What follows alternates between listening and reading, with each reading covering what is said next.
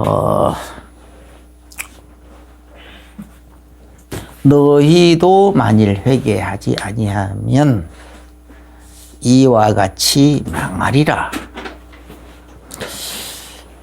예수님께서 그렇게 하셨는데 1절에 보면은 두 사람이 와서 빌라도가 어떤 갈릴리 사람들의 피를 그들의 제물에 섞은 일로, 이게 무슨 말이냐. 옛날에는요, 이 제사, 하늘의 제사를 지내는데, 그런 제사를 지낼 때에 인신공양이 참 많이 있었어요. 이제 요즘은, 요즘 이제 남미 쪽에, 중남미 쪽에 그 마야 문명 그런 거 이제 연구를 하다 보면, 거기에, 그냥 포로로 잡아온 사람들, 이런 사람들을, 그냥 자기들의 제사에다가 인신봉양을 막 했어. 그래가지고 그들의 해골들, 그런 인신봉양으로 겉들인 그런 흔적들이 많이 발견이 돼요. 그런데 마야 문명에서만 그랬느냐? 아니에요. 고대 문명에서는 거의 다 그랬어요. 이 동양에서도 그런 게 많이 있었고, 그래서 그런 것을 이제 후대에서는 조금 그걸 순화시켰어. 비유적으로 그런 신화 형태로 그렇게 많이 했는데, 또 그뿐만 아니라 다른 전 세계 모든 문화 속에 그게 다 있어요. 다 있었어. 그래서 심지어 성경에도 보면은 어떤 사람이 자기 딸을, 심지어는 누굽니까? 자기 딸을 그렇게 하는 게 번제로 드리겠다고 서원하는 그런 사람도 있었잖아요. 사사 중에도. 심지어 그 외에도 어려움이 들어닥치니까 자기 아들을 또 하는 게 번제로 들어가지고 산채로 그렇게 들어가지고 그런 식으로 해서, 그러니까 이제 그렇게 전장터, 그리고 거기에 진동이 일어나고 사람들의 마음속에 통분이 일어나고 그래가지고 그래서 그냥 전쟁 자체가 안 되어져 버린 그런 일도 기록하고 있고 그래요. 그것뿐만이 아니고, 원래 또, 이 가나안 땅, 그 족속들은 그런 게 또 심했어요. 그래서 멸하라 그랬죠. 하나님께서, 모세와 여호수아에게 그래서 명해서 그 땅을, 가나안 땅, 일곱 족속의 땅을 정복하라 하면서, 그 땅의 사람들을 하나도 남겨두지 말고 다 진멸하라 그랬어요. 다 진멸하라. 그리고 왜 이런 습성들이 많이 남아있다니까요. 그러다 보니까 이제 그 땅에 그런 흔적들이, 고대 이제 문명 속에 그런 흔적들이 많이 남아있잖아요. 이스라엘 백성들이 다 이제 지우고 없애버린다라고 했지만은 그런 게 남아있어요. 그런 문화는 은연중에 남아있어. 우리나라도 옛날에 박정희 대통령 때 미신 타파 운동하면서 그렇게 많이 강조를 해가지고, 우리도 학교에서 미신 그거 하면은 미신 타파 운동을 워낙 교육을 많이 받아가지고, 그래가지고 이제 그렇게 했지만, 그래 가서 집에 가서 그런 말을 하고 다 했지만은, 부모님들은 옛날부터 내려온 그런 미신 습성이 많이 남아있어가지고, 진짜 어려움이 들어닥치고, 또 문제가 들어닥치고, 아니면 좀 답답하고, 그러면은 자기도 모르게 그냥 가서 집에 가서 점치고, 하다 못해 가서 좀 큰 문제 들어닥치면 구슬을 하기도 하고, 그렇게 했다니까요. 그래, 안 없어졌어요. 미신타파 그게 그래가서 거의 굿이 없어지고 막 굿땅이 없어지고 다 없어진 것 같았는데 어느 날 다시 생겨났어요. 요즘 뭐 젊은 사람들 속에서도 막 그게 그냥 활발하게 일어나요. 우리 때에는 젊은 사람들은 그런 거 하면은 아주 부끄러워했어요. 근데 지금 요즘은 젊은 사람들도 그걸 부끄러워 안 하고 오히려 뭐 그걸 더 그냥, 고상한 전통 문화로 생각하고 있다, 이거예요. 얼마나 기가 막히냐. 그런데 그런 속에서, 이 인신봉양 그 문화가 있었어. 그러니까 이제 이 예수님 당시에도 이 빌라도라는 사람이, 빌라도 유대 총독이었지 않습니까? 뭔가 그런 이제 누군가가 그렇게 했겠죠. 그런 제사를 지내면은 당신이 좋다. 오늘날 말하면은 뭐 한 1,000,000원짜리 굿을 하면은 좋다. 그렇게 했는데 1,000,000원짜리 굿이 아니고 뭔가 큰 재물을 들어가면서 그렇게 이제 굿을 하면 더 좋다. 뭐 이런 식으로 말했겠죠. 그러니까 갈릴리 사람들의 그 어떤 인신봉양을 들으려고. 인신봉양 그런 습성들이 많이 남아 있었으니까. 그리고 또 귀신 들린 무당들이 존재하는 한 그들의 정신 속에 그들의 전래되어 이렇게 쭉 그들의 그 계보 속에서 전래되어 오는 어떤 그런 흐름 있잖아요. 그 흐름 속에서는 이 인신봉양 이 습성이 남아있다고. 그러니까 그런 사람들이 이제 예나 지금이나 다 이 통치자들은요, 그런 무당들을 가까이 하잖아요. 다 무당들을 가까이 하는. 그래서 이 빌라도라는 이 총독도 그 지역의 무당들을 가까이 하다 보니까 그런 권유를 받았겠죠. 그래서 인신봉양을 하는데 그냥 하지 않고 어떤 갈릴리 사람들을 몇 명을 잡아다가 자기 땅, 자기가 통치하고 있는 유대 땅에서 하면 문제가 발생하니까 갈릴리 사람 헤롯 이제 그때 당시 빌라도하고 헤롯하고 이제 갈릴리의 총독으로 있는 헤롯하고는 서로 원수지간이라고 해요. 원수지간.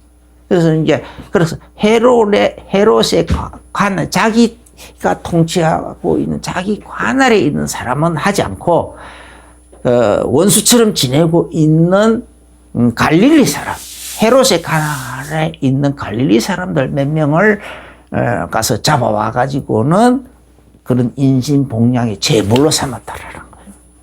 인신봉양. 그래서 사람만 하지 않고 무슨 뭐 송아지도 했겠고 아니면 돼지도 했겠고 뭔가 여러 가지 이제 하는 중에 그 중에 섞었다라는 거 보니까 사람도 섞었다라는 거 했다라는 거.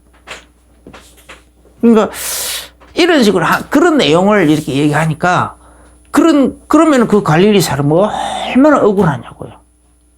얼마나 억울하냐. 그런 식으로 산채로 그렇게 인신봉양이 되어져 갔다.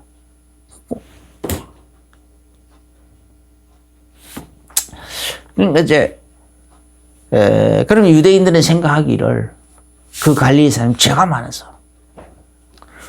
너무 많아서 그렇게 산채로 그렇게 귀신에게 제사하는데 사단의 마귀에게 귀신에게 제사 제물로 인신봉양됐다. 죄가 많았기 때문에 그랬다. 다른 사람들보다 특별히 죄가 더 많아서 그랬다. 그렇게 생각했겠죠. 그러니까 예수님께서 하신 말씀이죠. 그런 이제 보고를 받고서는 너희는 이 갈릴리 사람들이 이같이 해받음으로 다른 모든 갈릴리 사람보다 죄가 더 있는 줄 아느냐. 아니다. 그게 아니다. 그들이 죄가 없는 것도 아니고 죄가 있는데 죄가 더 많아서 그렇게 된 게 아니다라는 거예요. 너희에게 이르노니 너희도 만일 회개하지 아니하면 다 이와 같이 망하리라. 다 이와 같이 망. 너희도 만일 회개하면 다 이와 같이 망하리라. 또 4절에는 실로암에서 망대가 무너져 치여 죽은 18사람이 예루살렘에 거한 다른 모든 사람보다 죄가 더 있는 줄 아느냐. 아마 예루살렘 그 성에 실로암이라는 실로암 샘물 근처에 망대가 있었던가 봐요. 그 망대가 어느 날 부실공사가 됐든지 무엇이 날라서 그든지 어쨌든 그게 망대가 무너져 내려가지고 무려 18명이나 치여 죽었다라는 거예요. 뭡니까? 마치 우리나라 성수대교가 펑 떨어져 내려가지고 그게 막 지나가던 아침 학교 직장에 출근하고 학교 간다고 등교하고 하던 막 그런 학생들이 막 많이 죽었잖아요. 또 삼풍백화점이 갑자기 확 무너져 내려가지고 거기서 수많은 사람들이 죽었잖아요. 또 막 배 타고 수학여행 간다고 가다가 또 세월호인지 뭔가 그 배가 그냥 뒤집어져 가지고 그 배가 그냥 침몰해 가지고 또 사람들 죽었잖아요. 이런 식으로 이런 것은 사고사예요. 사건이 일어나고 사고가 일어난 거예요. 그 외에도 사사라리 또 수많은 교통사고가 많이 일어나요. 교통사고가 어마어마하게 일어나는 거예요. 또 그뿐만이 아니고 또 어떤 사람들은 갑자기 중환 질병에 암병에 걸리기도 하고 어떤 사람들은 내 혈관이 터지기도 하고 그래가지고 또 심장 혈관이 터지기도 하고 그런 걸 보고 뇌틀 같은 경우는 중풍이라 그러죠.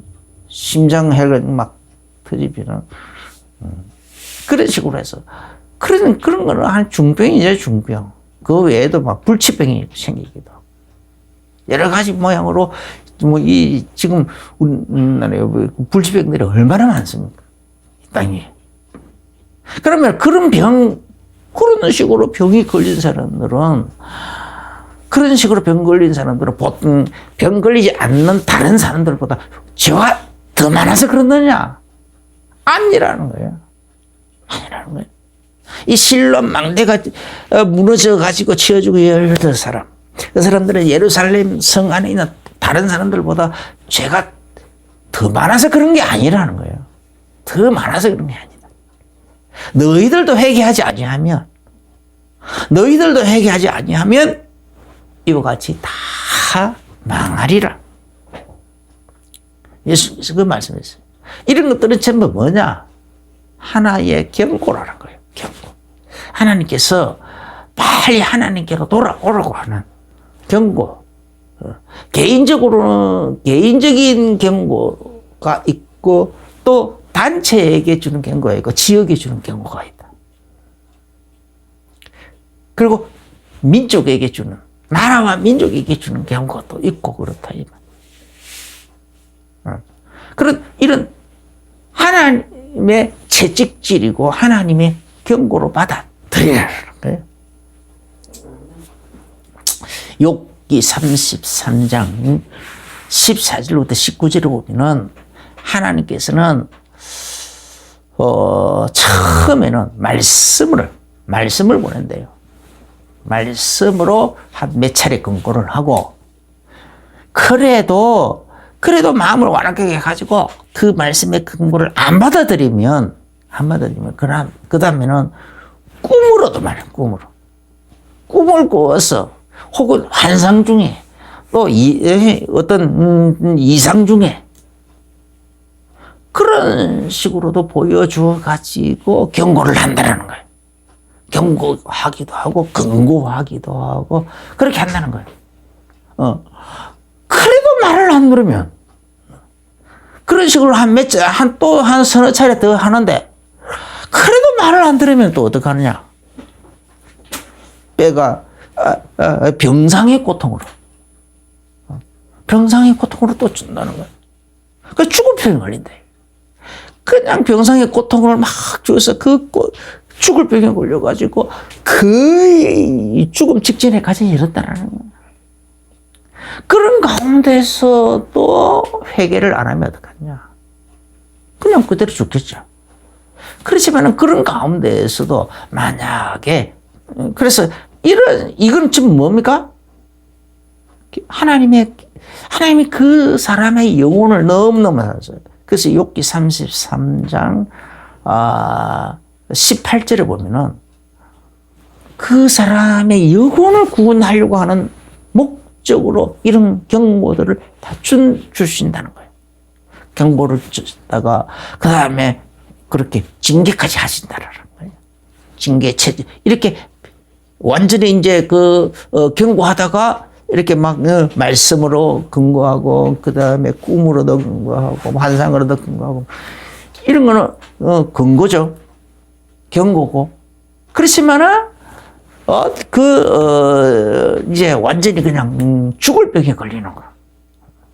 병상의 고통으로 들어가서 죽을 병에 걸리고 막 어마어마한 고통 속에서 계속 괴로워하더라는 거. 이거는요 경고라는 거예요. 이거는 경고. 하나님께서 뭐에 대한 네 영혼, 네 지금 영혼 상태가 위험하다. 네 영혼 상태가 너무 위험해서 이대로 가다가는 네 영혼이 망한다. 네 영혼이 망해버린다. 육신은 잠시 잠깐 이 땅에 잠시 잠깐 살다가 가는 나그네다. 나그네 인생. 이 나그네 인생에 네가 지금 정신 팔려가지고 그래서 이 육신에 정신 팔리고 이 육신에 완전히 사로잡혀가지고 이 육신 속에서 더더군다나 귀신에게 미혹까지 당해가지고 사단에게 미혹까지 당해가지고 마귀에게 완전히 미혹 당해가지고 끌려다니고 있다 이 말이야. 정신 차려라. 빠져나와라. 만약에 빠져나오지 않으면 네가 영원히 망해버린다. 영원한 심판에 들어가서 네 영혼이 영원히 망하는 길에 들어간다. 영원한 지옥불 심판에 들어가서 그곳에서 영원히 고통당한다. 그게 대한 경고로서 채찍질로서 하나님의 채찍질로서 하나님의 징계로서 그런 일들을 행하신다라는 거예요. 그러면 이 실로암 망대가 무너져 내린 것은 무슨 뜻입니까? 예루살렘 성에서 살고, 성 안에서 살고 있는 사람들에 대한 하나의 경고라는 거예요. 예수님이 이미 그 예루살렘에 가면서 회개의 메시지를 계속 말씀을 먼저 주셨잖아요. 말씀을 가지고 잘 강구했어요.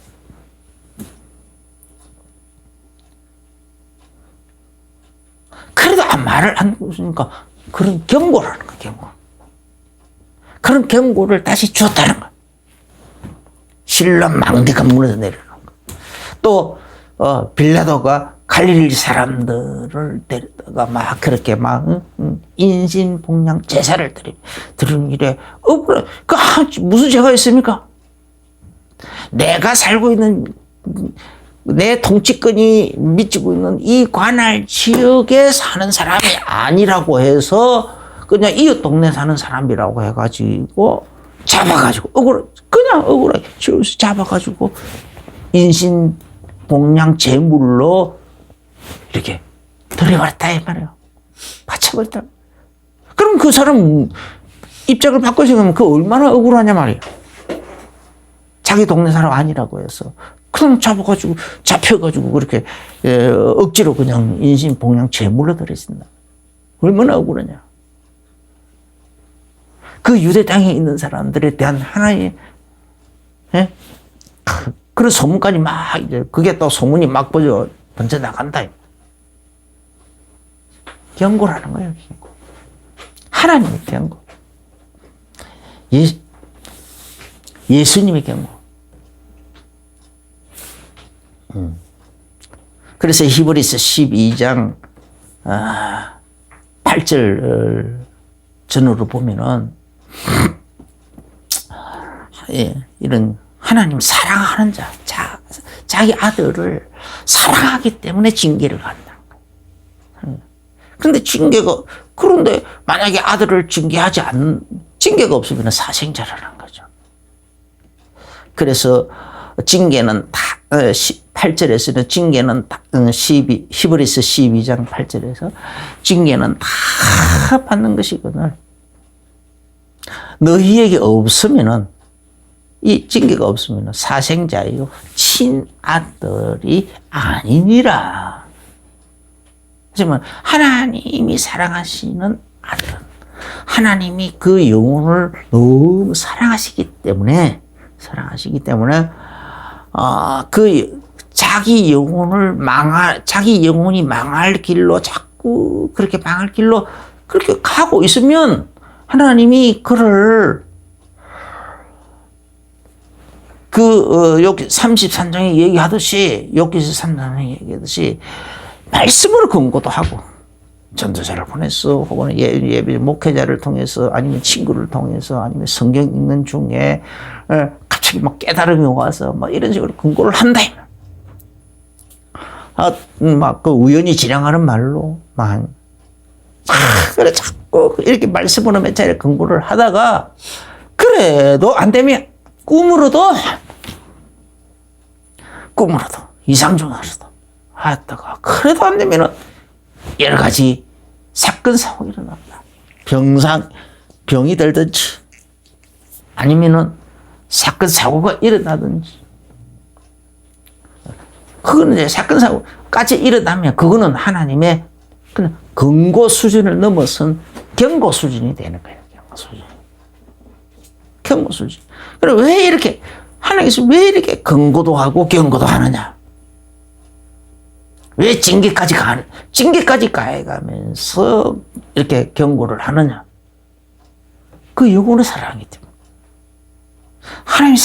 하나님이 사랑하는 자녀이기 때문에. 그 사랑하는 자녀가 자꾸 어그러진 길로 가니까 그 영혼이 망하는 길로 자꾸 그렇게 가고 있으니까 야 이놈아 등짝 스매싱을 그냥 갖다 냈다 갈기는 거죠. 정신 차려 이놈아 어디 가냐. 왜 그런 짓을 자꾸 하느냐 하면서 강력한 등짝 스매싱이라고 해요. 하나님의 등짝 스매싱이 오늘날 말하는 하나님의 등짝 스매싱이 바로 하나님의 징계예요. 하나님의 채찍질이다.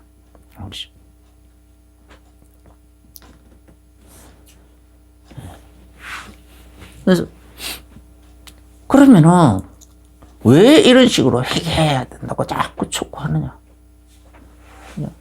왜 자꾸 촉구하느냐?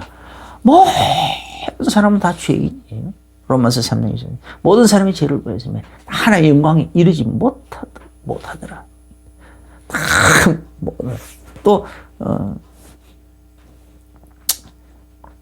그래서 또 요한복음 8장 7절입니까? 거기 보면 유대인들이 바리새인들이 가늠하다가 현장에서 붙들린 여인을 데리고 왔어요. 율법에 보면 돌로 치라고 되어 있거든요.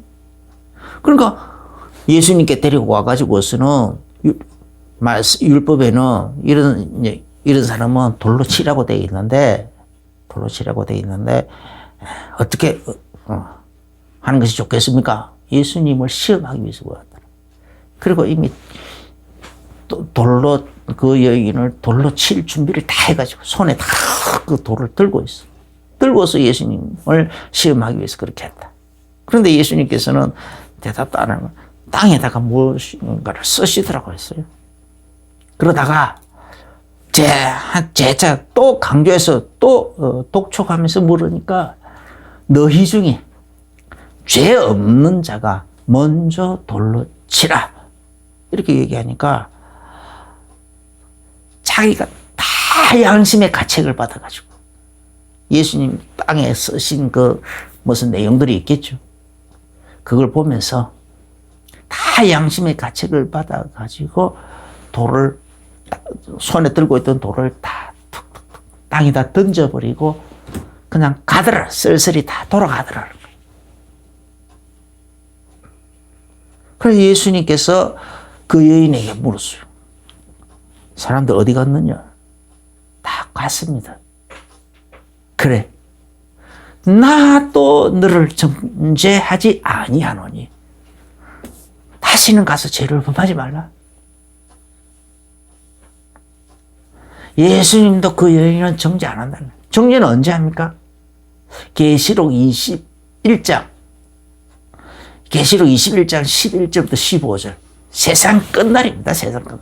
완전히 세상 끝날에, 완전히 이 세상의 끝날에서야 천년왕국도 지난 이 세상 완전히 끝날에서야 예수님께서 비로소 흰 보좌에 앉으셔서 생명록에 기록된 대로, 그 책에 기록된 대로 사람들의 행위대로, 그 책에 기록된 행위대로, 그리고 그들의 입에서 나온 말대로 다 심판하는 거예요.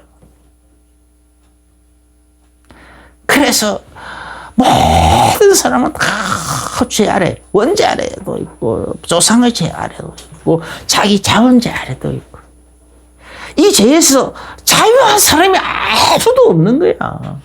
자유한 사람이 아무도 없어요. 그런데도 자기가 스스로 의를 행하여, 자기의 의를 막 행하여서 구원을 얻겠다고. 그런 사람들이 많이 있어요. 그 사람들이 그런 사람들이요. 율법학자들이고. 그러니 하나님이 그래서 그런 유의 그런 계통, 그런 거 비슷한 사람 중에 하나가 욥이라는 거예요. 욥. 그 욥도 그냥 정말 쪽반한 마음에 걸리는 일만 있어도, 아니면 자기 자녀들을 위해서도 항상 이렇게 속죄 제물을 드리고, 속죄 제사를 드리고, 혹시 숨은 죄가 있을까 봐서도 또 드리고, 그렇게 하나님을 향하여 경건과 열심에 특별한 사람이에요. 하나님이 사단 앞에서 아예 자랑할 수 있을 정도로 그 사람의 그 경건이 특별하더라. 그런데 그 특별한 그게 뭐냐? 그럼에도 불구하고 그 어려움이 찾아왔잖아요. 사단의 시험이 찾아왔어. 하나님의 허락하에서. 그 사단이 막 재물도 다 뺏어가고, 건강도 뺏어가고, 막 그 친구들이 와가지고 또 막 욥을 막 말로서 괴롭히기도 하고. 그가 믿고 있는, 그가 하고 있는 그 행동이, 그 모든 행동이 경건에 관한, 그것도 다 무너뜨리려고 하는 거야. 경건에 관한 그 사상도 무너뜨리려고 괴롭히고, 말로 괴롭히는 거야. 그럴 때에 엘리후라는 젊은 사람이 나서서 복음을 얘기합니다. 복음. 너에게 일어난 이거 우연한 일이 아니다. 하나님은 너의 영혼을 구원하려고. 욥기 33장 그 얘기예요. 하나님이 너의 영혼을 구원하려고. 그래서 하는 거다. 일천천사 가운데 하나라도 나서서 정당히 행할 것을 보이면은 하나님이 대속물을 얻었다 하면서 그 사람을 고쳐줄 건데, 하물며 하나님이 아들이 지켜. 욥기서 36장 18절인가 그에 보면은 하나님의 아들이 하나님이 직접 자기 아들을 보내가지고 우리를 대속하는 일. 그게 언약의 핵심이 아니냐?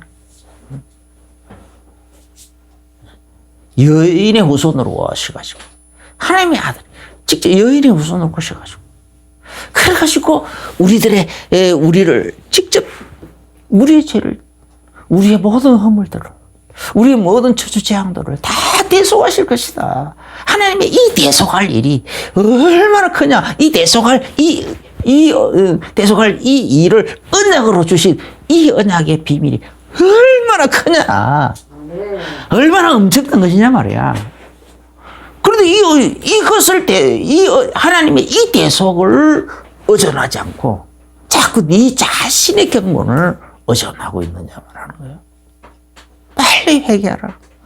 하나님의 이 대속으로 하나님의 이 대속으로 돌아오라. 대속의 언약 속으로. 할렐루야. 하나님께서 자기 아들을 우리에게 보내셔가지고, 너에게 보내가지고, 너의 그 죄를 대신하여 상하시겠다라는 거예요. 너의 그 흠을 대신하여 찔리시겠다는 거예요.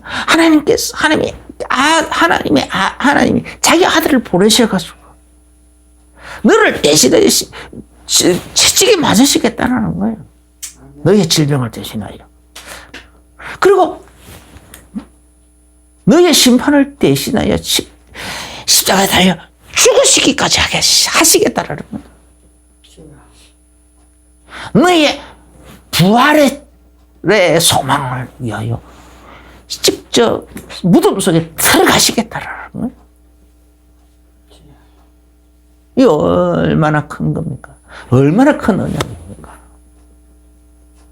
얼마나 큰 대속의 언약이냐고. 이걸 붙잡으라는 거예요. 이거 안 붙잡고 자꾸 딴짓하면 안 된다요. 그래서 예수님께서 오늘 너희도 회개하지 아니하면 다 이것들로. 그러니까 욥에게조차도 하나님은 그런 식으로 징계를 가해가지고 결국은 회개하도록 만들었다. 하나님의 이 대속의 언약 속으로 회개하도록 만들었다. 하나님의 이 대속의 언약을 따라서 내가 지금 메시아로 그리스도로 내가 이 땅에 지금 오지 않았느냐 말이야. 그러니까 너희들은 전부 다 내게 와라는 거야. 내게 와서 너희들의 죄를 다 나에게 너희들의 죄를 맡겨버리라는 거야. 너희들의 허물을 맡겨버려. 너희들의 그 저주재앙을 맡겨버리라는 거예요. 맡겨버리라. 그래서 예수님께서 36년 38년 된 중풍병자입니까? 그 중풍병자를 낫게 할 때도 그냥 낫게 하면 돼요. 네 병이 나았으니까 네가 침상을 걸어가라 이렇게 말씀하셔도 되는데 네 죄사함을 받았다. 그래서 일어나 침상을 들고 걸어가라. 내가 그래서 왜 그렇게 했냐? 인자가 죄사하는 권세가 있는 줄 알게 하려고 일부러 그 단어를 선택하셨다라고 말씀하셨어요. 그러면 너희 다 죄이다. 너희들은 다 죄인이다. 그 죄 때문에 신부는 마귀의 자녀가 되어 있다. 너희 삶을 자세히 쳐다봐라. 사단에게 종살이 하고 있지 않느냐. 너희 삶을 더 깊이 내다봐라. 저주 재앙에 다 내몰려 있지 않느냐. 그 결과는 영원한 지옥불 심판 속으로 들어가는 거다. 빨리 그러니 그 망할 길에서 돌아오라는 거예요. 그 망할 길에서 계속 거기서 네 고집 피우지 말고 빨리 그리스도인 그리스도로 기름 부음 받아 온 나에게 빨리 돌아오라 말이야. 돌아오라. 이게 오늘 예수님 메시지가 그 얘기예요. 너희도 회개하지 아니하면 이와 같이 망하리라. 그럼 어떤 식으로 망하느냐? 이 이스라엘이 전체가 어떤 식으로 망하느냐? 이에 비유 6절에 보면 6절부터 이에 비유로 말씀하시되 한 사람이 포도원에 무화과 나무를 심은 것이 있더니 와서 그 열매를 구하여서는 얻지 못하고 오늘 포도원 지객이 이르되 내가 3년을 와서 이 무화과 나무에게서 열매를 구하되 얻지 못하니 찍어버리라. 어찌 땅만 버리게 하겠느냐. 이게 바로 이런 비유를 예수님이 일부러 했어요. 왜 하필이면은 3년이냐. 예수님이 공생의 3년을 얘기하는 거예요. 그러면 포도는 뭐냐? 이 세상을 말하는 거예요. 무화과 나무는 뭐냐? 이스라엘이라는 한 나라, 한 민족을 말하는 거예요. 이스라엘의 민족. 그런데 그래서 그러면 열매를 구한다. 열매는 뭡니까? 성령의 열매를 말하는 거예요. 사람이 예수 그리스도를 믿고 그리고 예수 그리스도를 구주로 영접을 하고 예수 그리스도를 자기 인생의 자기 삶의 주인으로 모셔서 그래서 주인을 모시고 성령의 충만함을 받아서 성령의 인도를 받으면서 살아라는 거예요. 성령의 보살핌을 받으면서 살아라는 거예요. 성령의 역사를 따라서 살아라는 거예요. 성령의 그 다스림을 따라서 그래서 살아라는 거예요. 성령님과 동행하면서 살아라는 거예요. 성령님과 함께 더불어 그렇게 살아라는 거예요. 네 힘으로 살지 말고 네 고집대로 살지 말고 너의 가치관대로 살지 말고 성령님이 하나님이 성령으로 너에게 제일 귀하다고 여기는 일에 우선 여기는 일에 거기에 네 인생을 맡겨서 살아라는 거예요. 그러다 보면 성령의 열매가 나타난다. 성령의 열매가. 사랑과 갈라디아서 5장 18절입니다. 사랑과 희락과 화평과 오래 참음과 자비 양성 온유와 충성과 절제 이런 열매들이 나타난다. 이런 성령이 충만한 그런 열매, 예수님께서 원하는 그런 식으로 성령의 충만을 받아서 성령의 인도를 받아서 살아라는 거예요. 그런 것을 이미 에스겔서도 미리 다 예언을 했다니까. 그날에는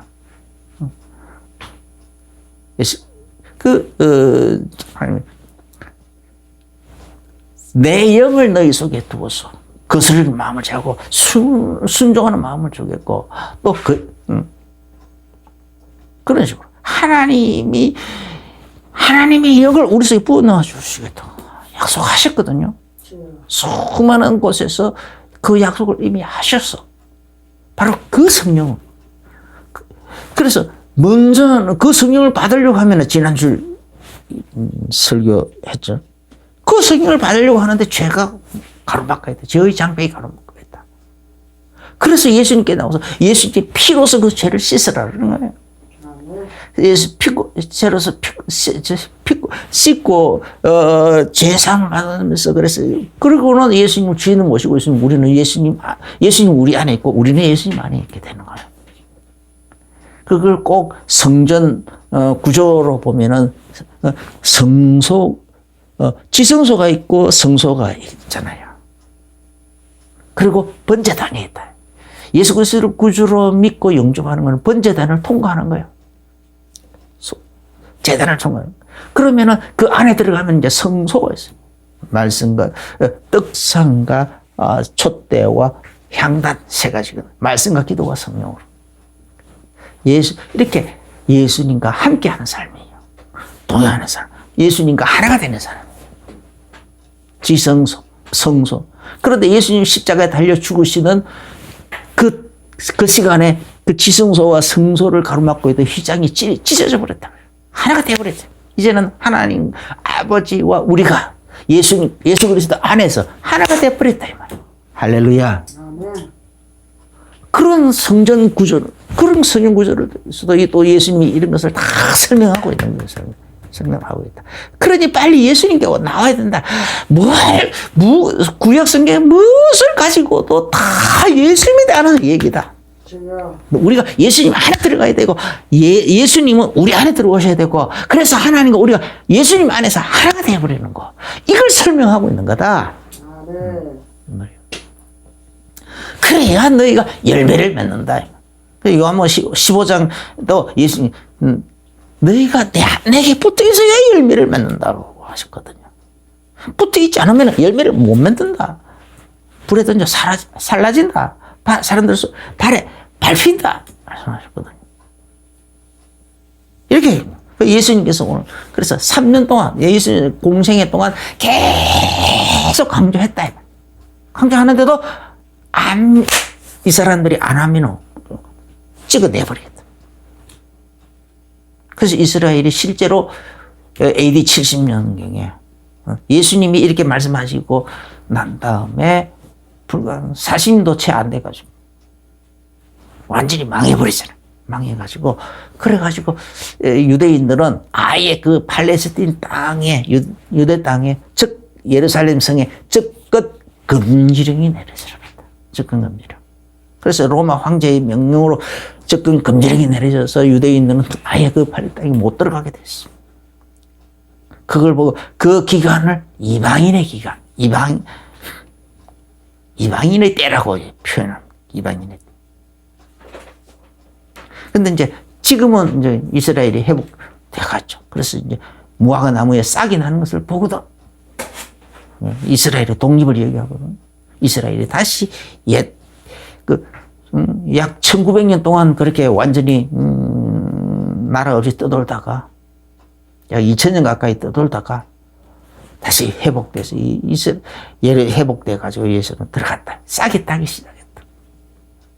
이제 끝이 다가온다, 이 말이죠.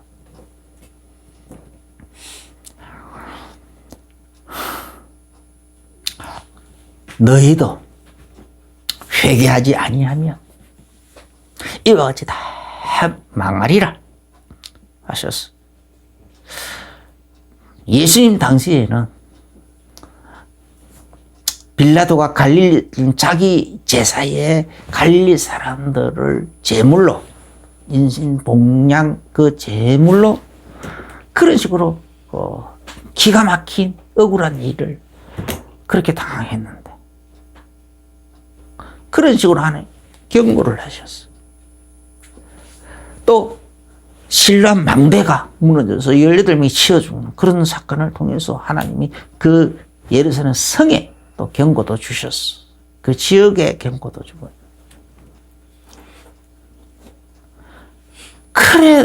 그래도 결국은 회개하지 아니하고 예수님을 십자가에 오히려 못 박아서 죽였고, 예수님을 계속 부활하신 예수님, 또 성령 충만을 받은 제자들이 그 예수님이 그리스도라는 사실을 또 증거하니까 그 사람들조차도 또 핍박을 해서 죽이려고 한다. 죽이려고 막 했어. 그래서 이 제자들은 숨어 다니면서 복음을 전할 수밖에 없었어요. 당당하게 복음 못 전하고 잡히면 바로 사형당하니까. 그러면 잡아서 사형시키려고 기세 등등 해가지고 살기 등등 해가지고 잡으러 쫓아다닌 사람이 사울이라고. 사울이었어요. 사울. 그 사람이 그러다가 예수님 만나가지고 사도 바울로 변화된 거잖아요. 근데 그 시대에 그런 사람들이 많았다니까. 그런 사람들이 많았어. 그 사람들이 그 살기 등등한 그 위세 속에서 숨어 다니면서 계속 복음을 전했어. 그러니까 더 이상 두고 볼 수가 없었어. 더 이상 두고 볼 수가 없어. 찍어내버렸어. AD 70년경에. 그 이스라엘 정도로 팔레스타인 땅에 접근 금지령까지 내려져가지고 거기서 완전히 쫓겨나버렸어. 완전히 완벽하게 쫓겨나버렸어. 완전히 찍어내버린 거예요. 이 포도 이해되죠? 이 비유가?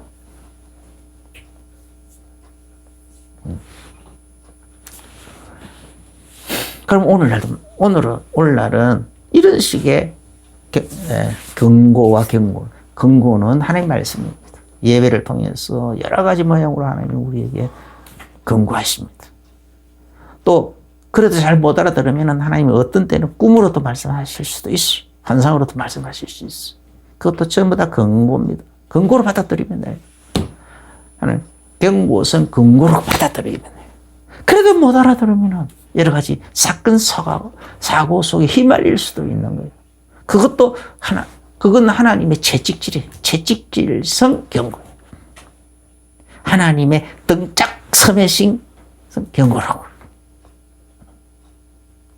그래서 우리는 이런 하나님 앞에 우리 자신을 겸손하게 낮들어서 오히려 그런 걸 들을 때 더욱더 하나님께 하나님께로 회개해가지고 성령 충만을 사모해서 성령의 사람이 되시길 예수 이름으로 축원합니다. 기도하겠습니다. 주 예수님 감사합니다. 오늘 우리에게 예수님의 이 회개의 메시지를 우리가 받았습니다. 정말 이 말씀 예수님의 회개의 메시지대로 예수님의 이 대속을 의지하는 쪽으로 완전히 돌이켜서 예수님이 우리에게 주신 보혜사 성령으로 충만한 삶을 살게 하여 주옵소서. 그래서 항상 우리 속에 하나님, 예수 그리스도 안에서 하나님과 온전히 하나가 되어서 온전히 하나님과 동행하는 삶, 하나님과 함께를 누리는 삶, 여기에 초점을 맞춰서 살아갈 수 있도록 축복하여 주옵소서. 예수님 이름으로 기도합니다. 아멘. 아멘. 이제는 우리 주 예수 그리스도의 거신 은혜와 하나님 우리 아버지의 지극하신 사랑하심과 성령님의 내주인도 교통 충만하신 그 은혜가 오늘 말씀을 받으면서 아멘으로 화답하며 마음의 중요한 결론과 길대를 내리며 나가는 모든 성도님들에게 이제로부터 영원까지 항상 함께 계실지어다. 아멘.